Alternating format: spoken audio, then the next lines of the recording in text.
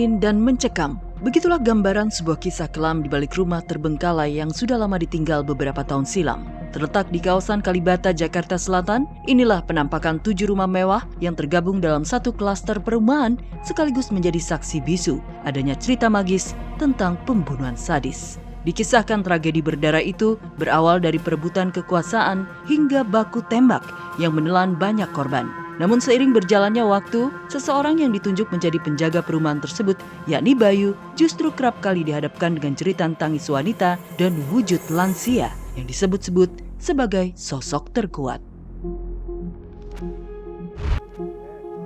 Pas tembakan double lock di awal pertamanya, ntar ada lagi satu di dalam. Kalau emang mau lihat ya silakan. Ini udah persaingan bisnis. Iya, saingan bisnis benar. Kelas kakap. Iya. Mainannya double look. Ngebayangin dulu, divisualisasikan. Perebutan jabatan.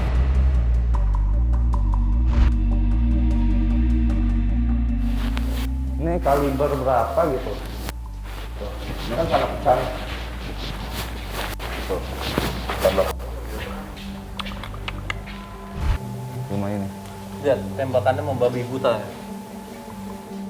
Ini udah persaingan Godfather ini. Iya. Kayak film mafia-mafia Itali. Ini di sini terjadi pembunuhan satu keluarga. Jadi di luar ada penembakan double lock, sana ada kaliber berapa gitu kurang lebihnya. Bertahun-tahun berlalu, saat ini seluruh rumah tersebut tampak dipenuhi semak belukar yang tak terurus dan menghadirkan nuansa mistik yang begitu mencekam. Pasalnya masih ada sederet ceruk misteri yang masih belum tersingkap hingga kini. Dan banyaknya jejak penuh teka-teki ini justru membuat langkah tim True Story bersama Ustadz Reza Zulkifli akhirnya menyambangi beberapa rumah terbengkalai tersebut. Adanya sederet lubang bekas peluru yang menghiasi penjuru pintu kaca seakan membentang sebuah bukti dari tragedi naas yang telah membantai keluarga ini. Di sisi lain, kesan mewah juga begitu kentara lantaran ukuran rumah dan setiap ruangannya yang begitu luas. Namun benarkah hal tersebut justru menjadikan rumah ini sebagai tempat hal-hal di luar nalar tampak nyata?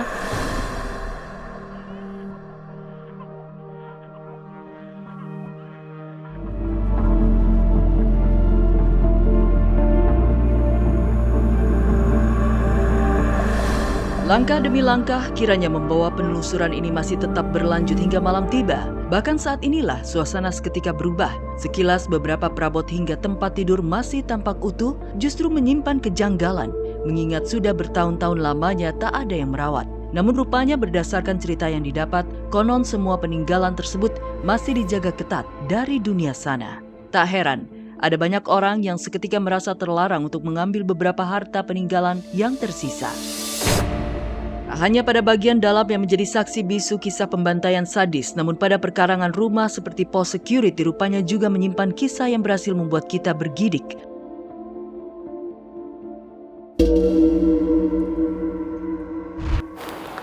Ini juga waktu itu saya ini orang suka di sini, dan di sini nangkap paling aneh daripada di depan.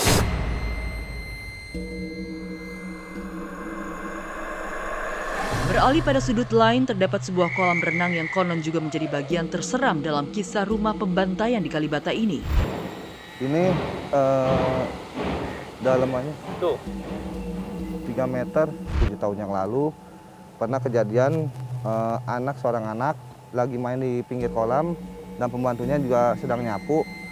Dia tenggelam dan terpleset. Akhirnya ini seorang anak ini tenggelam dan tidak dapat ditolong, dan pembantunya ini tidak bisa berenang, dan karena dia nggak bisa berenang karena luas kedalaman kolam ini hanya 3 meter. Jadi nggak lama meninggal. Terus di awal meninggalnya ini langsung rumah ini seminggunya langsung warga besar langsung meninggalkan di sini.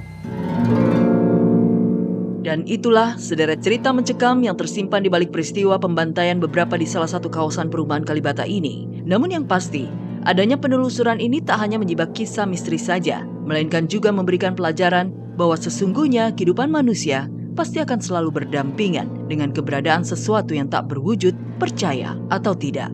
Oleh karena itu, sudah semestinya kehidupan beda alam ini harus bisa dijaga baik tanpa adanya aksi saling mengganggu.